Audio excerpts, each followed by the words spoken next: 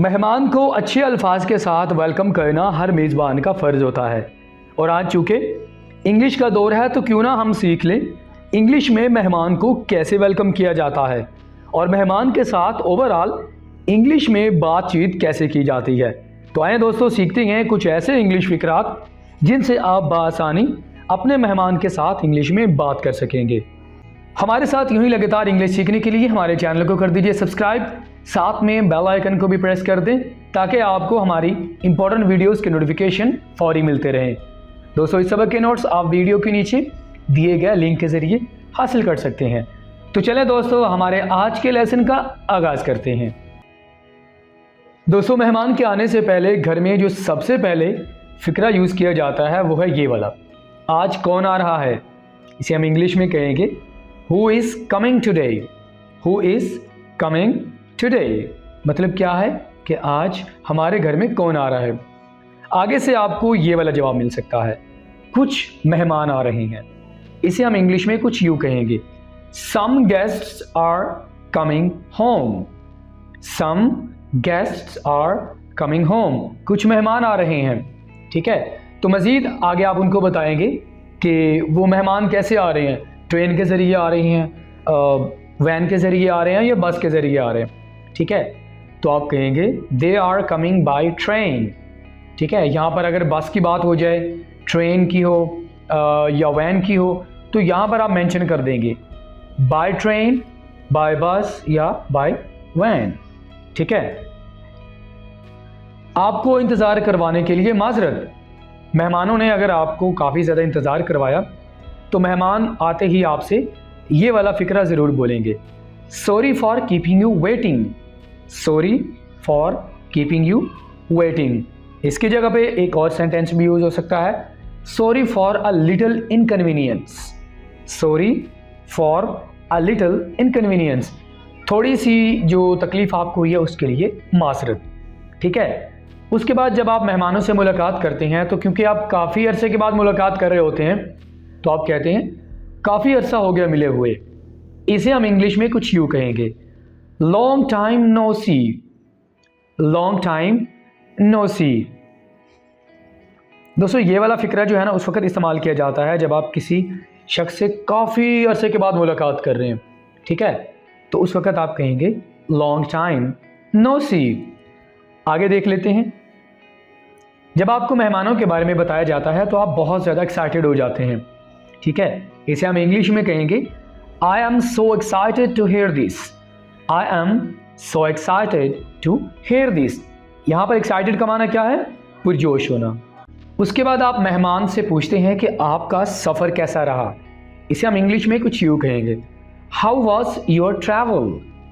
How was your travel, या आप ये भी कह सकते हैं हाउ वॉज योर जर्नी, आपका सफ़र कैसा रहा। तो मेहमान आगे से आपको बताएंगे कि सफ़र काफ़ी पुरसकून था। इसे हम इंग्लिश में कहेंगे the travel was very peaceful. The travel was very peaceful. अगर सफ़र अच्छा नहीं था तो वो कहेंगे the travel was very bad या वॉज वेरी हॉरिबल, बहुत बुरा था।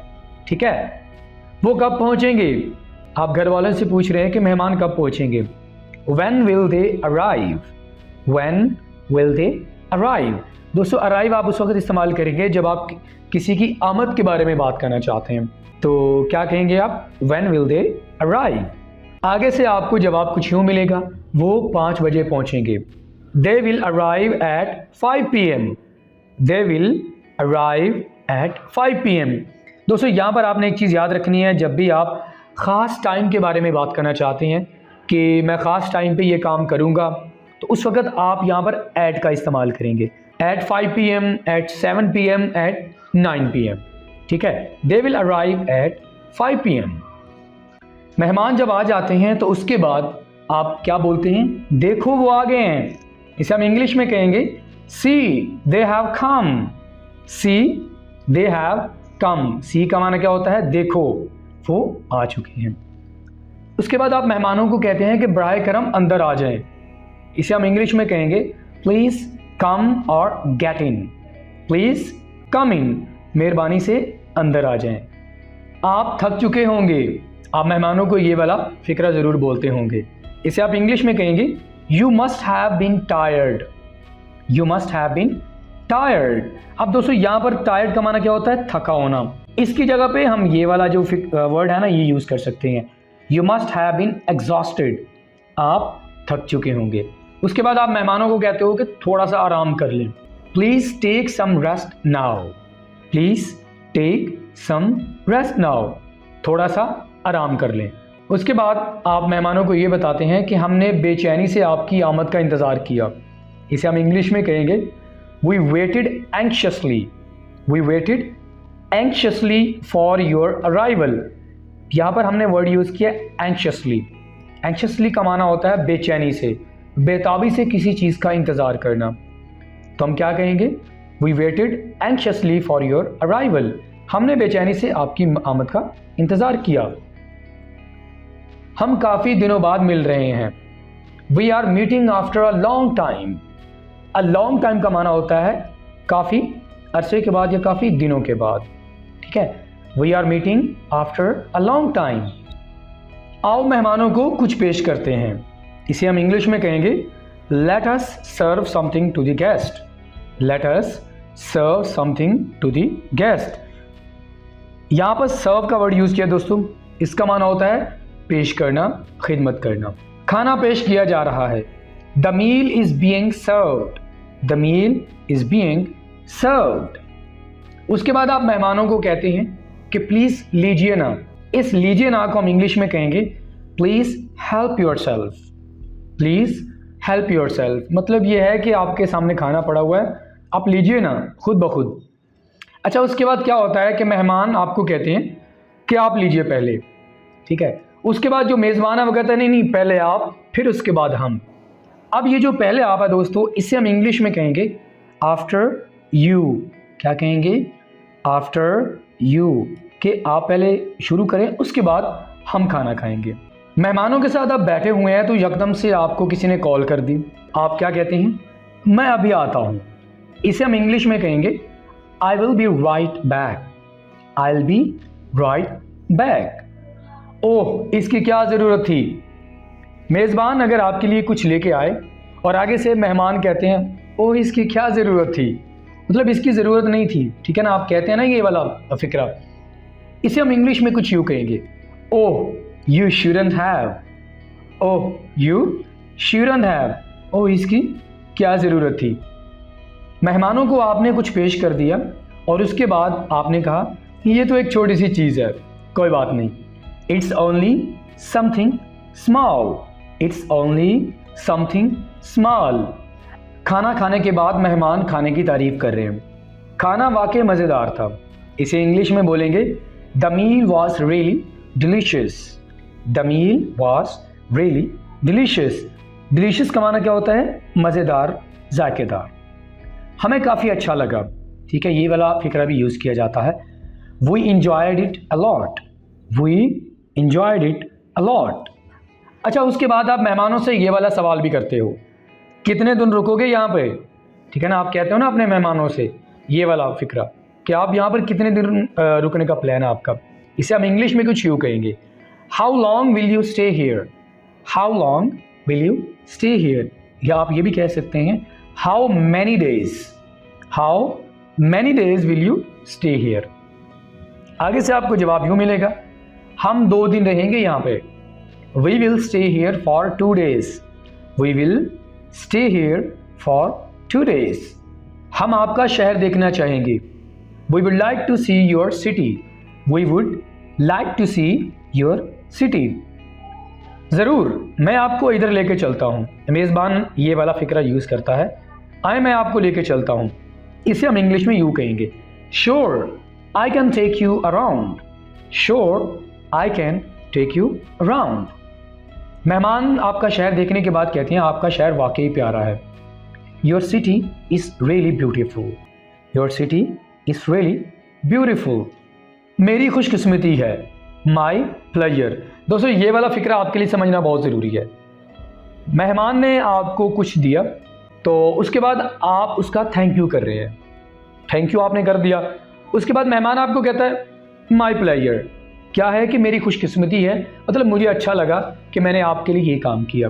तो जब भी आपके लिए कोई काम करता है और आप थैंक यू बोलते हैं, आगे से वो आपको ये कहता है कि माई प्लेयर, या ये भी कहते हैं इट इज़ माई प्लेयर, मेरी ये खुशकिस्मती है कि मैंने आपके लिए कुछ किया।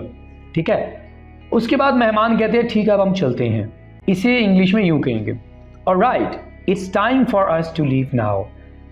Alright it's time for us to leave now. यहाँ पर अगर आप कहना चाहते हैं कि ठीक है अब मैं चलता हूँ, तो आप कहेंगे alright it's time for me to leave now. ठीक है, यहाँ क़याम वाकई हैरत अंगेज़ था। The stay here was really amazing. The stay here was really amazing. जब मेहमान जाने की बात करते हैं तो मेज़बान रोकने की कोशिश करता है। ठीक है, तो मेहमान क्या कहता है, शुक्रिया किसी और दिन, thank you some other day. Thank you some other day, शुक्रिया किसी और दिन। उसके बाद मेज़बान मेहमान से ये पूछता है आखिर जल्दी क्या है। आप ये सवाल करते हैं ना मेहमानों से, इसे इंग्लिश में आपने कहना है what's the hurry. What's the hurry. यहाँ पर आप ये भी कह सकती हैं व्हाट्स द रश, जल्दी क्या है। ठीक है, जैसा आप कहें। ये वाला सेंटेंस उस वक्त इस्तेमाल होता है जब मेहमान जाना चाह रहा हो और आगे से मेज़बान कहता है ठीक है जैसे आप कहें, आप जाना चाहते हैं तो आप जाएं। Okay as you say. Okay as you say. चले मैं आपको दरवाजे तक छोड़ दूं। Let me walk you to the door. Let me walk you to the door. अपने वालिद को मेरा हेलो बोलना। Say my hello to your father. Say my hello to your father. आपका सफ़र अच्छा रहे, इसे इंग्लिश में हम कहेंगे have a safe travel. Have a safe travel. मिलते हैं फिर, खुदा हाफिज़। See you bye. See you bye. तो दोस्तों इसी के साथ ही हम भी इस वीडियो लेसन को यहीं पे ख़त्म करते हैं। मुझे उम्मीद है कि आपको ये लेसन बहुत ज़्यादा अच्छा लगा होगा। और दोस्तों अगर आज के बाद आप अपने मेहमान के साथ इंग्लिश में बात करना चाहते हैं तो आप कोशिश करें कि इन चंद फ़िक्रात को याद करें, और याद करने के बाद आप अपने दोस्तों के साथ इन इंग्लिश फ़िक्रात की प्रैक्टिस करें ताकि आप इनको अच्छे से याद कर सकें। वीडियो अगर आपको अच्छी लगी हो तो लाइक कीजिए, कमेंट ज़रूर कीजिएगा, और अगर अभी तक आपने हमारा चैनल सब्सक्राइब नहीं किया तो चैनल भी हमारा कर दीजिए सब्सक्राइब। दोस्तों आपके साथ इंशाल्लाह नेक्स्ट किसी और लेक्चर के साथ मुलाकात होगी। टिल देन अल्लाह हाफिज़।